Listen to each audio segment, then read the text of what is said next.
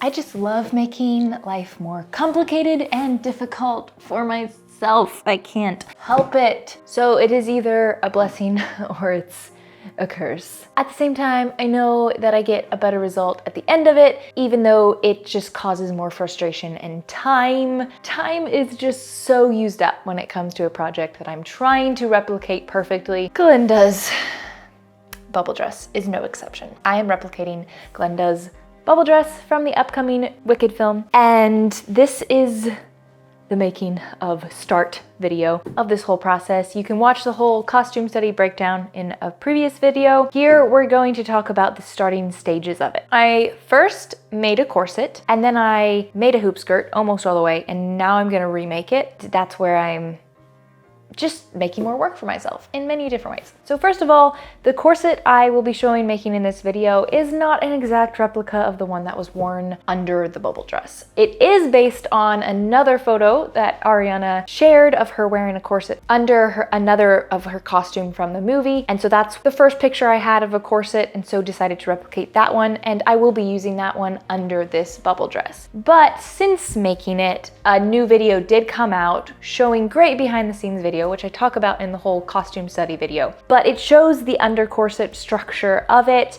and it is slightly different. Now it's the same color, pink. It mostly is the same shape. The main difference is the cups on the one that I made versus this one doesn't seem to have those. It's just a regular style corset that's smooth front, and also there is a lace up back. And I haven't decided yet if I'm gonna switch mine to be a lace up. It wouldn't be difficult to do, but I don't know if I wanna do that yet. So we'll decide later. But another thing is I did make the hoop skirt, or mostly made the hoop skirt. Here it is. It even has bubbly kind of embellishment on it. This, I honestly am ashamed to say, I didn't do much research on what this should look like, but I will say there were no photos of the hoop skirt until that video came out. And so I decided to just make a regular circular hoop skirt because that's what it seemed the shape of the skirts were. But then I knew I wanted to put some sort of ruffle on it to hide it once the outer layers were on, just because those outer layers could shuffle around and show the hoop skirt. And so that's when I put on this poly organza, and then I also started realizing there's more iridescent kind of looks in the frills, and so that's when I added on a piece of iridescent organza. It was a good attempt, but now that I know the real thing and what it looks like, I can't help myself from remaking it to be correct. Also considering that the shape does seem to be an elliptical versus just standard circular, and that definitely will affect the final product. And then also realizing that those flimsy flounces I was noticing actually are attached to the hoop skirt. So overall, it needs to be redone. I did test out the printing of the bubbles on this outer layer, but I am completely redoing it, you know, because I like to make work for myself. Starting off with the corset, I created a draft using my dress form, basing the lines off what's visible with Ariana's corset, and then just making up the rest. When drafting this, I also took a pair of cups and shaped them to match the corset shape. For the fabrics, I'm doing an outer layer of pink silk, a lining of pink cotton, and 2 layers of a crisp, lightweight cotton for the interlining.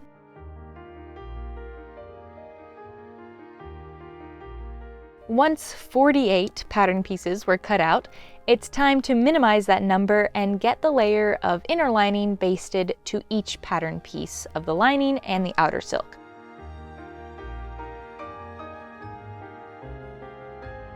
Starting at center front, it's onto assembly. The center front seam is ironed open, but on the lining seam, I first trimmed the seam allowance to about 1/4 inch to help reduce bulk. This center seam is lined up between the lining and the outer, and then stitched in place right along the seam. Then off on each side, I did a couple more rows of stitching to create boning channels. Now here's where I forgot that I wanted to place a waist tape within the corset, so I unpicked these several rows of stitching at the waistline and painstakingly got the thread secured without double stitching anything. Anyway, after getting the waist tape in place, it's onto attaching the next pattern piece.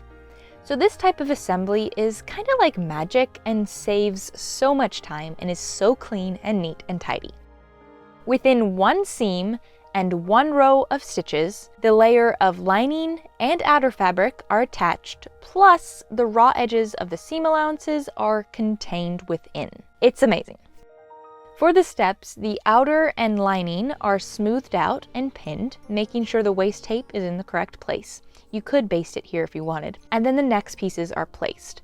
For the outer, the right sides are together, pinned in place, and then flipping it around, the lining piece is placed on that side, again, right sides together, and it's pinned. It's now a sandwich of 4 layers, well, technically 8 because of the interlining, but that doesn't count anymore because it's basted to the other ones. Anyway, here the seam is sewn. After trimming away some of the seam allowances, overlapping them in different ways so it's not a hard line of seam allowances, it's ironed out and it's a smooth, self-contained seam. Also, I am sewing about 1/4 inch away from the seam to keep the seam allowances in place, and it also is creating a boning channel. These steps are done for each of the seams in this corset. For the center back, I'm attaching some pre-made hook and eye tape, but it was white, so I threw it in a dye bath with some poly dye, my absolute least favorite dye to work with. It's so annoying, but when it's needed, it's needed. It didn't turn out very even, nor matching, but at least it's pink now, right?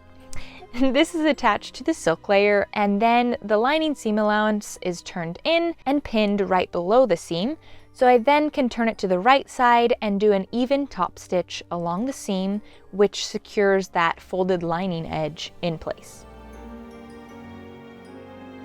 For the other side, I realized I didn't add enough seam allowance to create an overlap for this closure, so I first sewed a piece of binding to the hook edge of the tape and then sewed that to the corset. Once turned out and everything, it extended the length and created an overlap. And then the lining edge is done the same way as before. And now it's on to placing extra rows of stitching to create several different boning channels throughout the corset.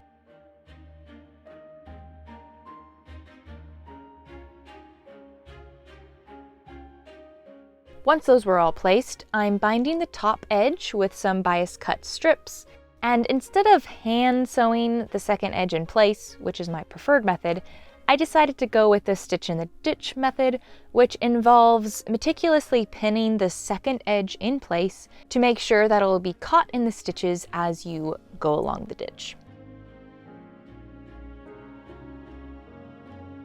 It's now time to make and attach the cups. So first, the 2 pieces of each cup of each particular fabric are sewn together with just regular seams and then pressed open and trimmed. At the top, I got the lining and outer layer sewn together and then turned right sides out.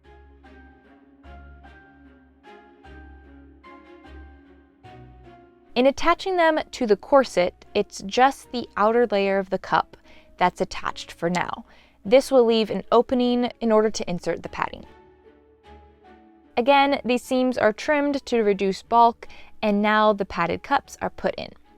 In doing so, I made sure all the seams were laying smoothly and pinned them in place. On the lower edge, the lining allowance is turned under and pinned, and now it's time for some hand sewing to secure that in place. Also, at this top edge, I'm doing some back stitches, making sure to catch the pad and seam allowances, but not the outer fabric.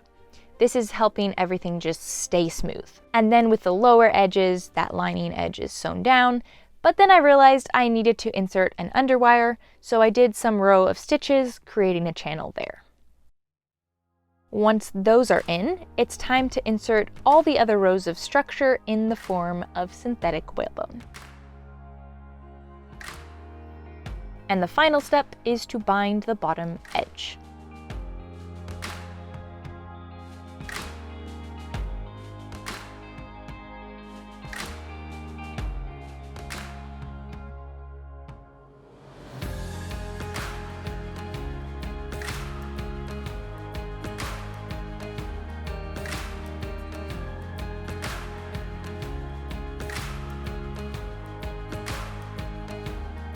And there we have one pink corset for Glinda.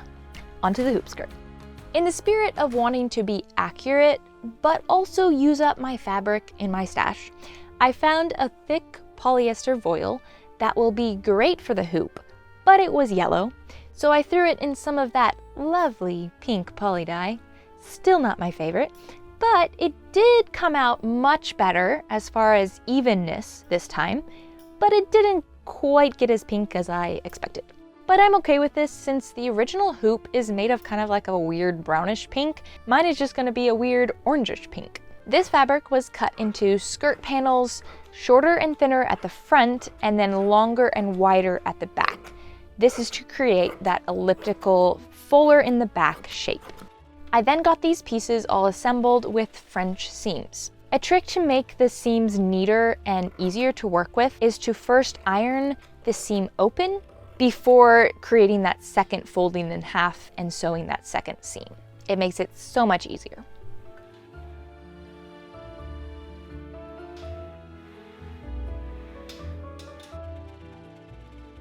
From here, I stitched a row along the seam, securing the pressed seam allowances in place. Now to attach some channels. Along the bottom edge, I placed a channel, just stitching on one side, and then I got the hem turned up a couple times to contain the raw edges of the fabric and also help mask the bright white channel. Then I stitched the second edge down, which created a hem in a sense. Before attaching the rest of the hoops, I decided to create the waistband so that I could easily check the shape of the hoop as I went along. I used the same silk as the corset, and I made it fairly wide and long since I actually didn't make my skirt panels quite long enough. The math didn't math, but it worked out. After getting that attached, I then went on to creating 4 more rows of channels. There's one other one, and this last one is angled higher at the back, sloping lower at the front. The idea for this placement came about with a tip from an Instagram follower, thank you, saying that there's a hoop along the flounce edge of these photos. Now I completely see that in the photo, and I also realized how much it helps push the back of the hoop out, just like the angled hoops on the Cinderella crinoline. And the final step is to insert all the steel boning. Also, I attached a bum tie to the second hoop down, one on each side, and then it ties behind and helps keep the back of this hoop towards the back. You can find the links to order the pattern for this corset and hoop skirt down below in the description. Those links will take you straight to my website where you can order those patterns. I now have bodice and skirt structure complete for Glinda's bubble dress, and I can move on to different complicated parts of this project. There's so much to figure out and decide on, but at least I've got the structure done. A note on the flounce that is on the crinoline in this photo. I think it is separate from the crinoline. I could be wrong, I don't know for sure, but I feel like you can kind of see an extra layer of fabric on top of the hoop skirt. And then also there's this new behind the scenes photo that a skirt panel is on. You can just see the hoop skirt and the lower parts of it without a flounce. Either way, I have decided to make mine separate just to make it less complex as far as trying to attach the flounce after the crinoline has been arranged or complete. Overall, I just think it's gonna be simpler. So next video, we're gonna talk about that and also another part where I made life harder for myself because I just love doing that. And then as always, a huge thank you to my patrons, YouTube members, and Instagram subscribers. On that note, on Patreon, I've created a limited time collection that requires only a one-time payment, and you will get access to all my behind the scene photos that I will be sharing along the process of replicating this dress, even though it might take a couple months or more to make. And you'll also get early access to all these making videos. So if you want, you can check that out and get those exclusive looks. I'm looking forward to sharing and creating more of this dress. And until then, go out there and learn, create, and inspire.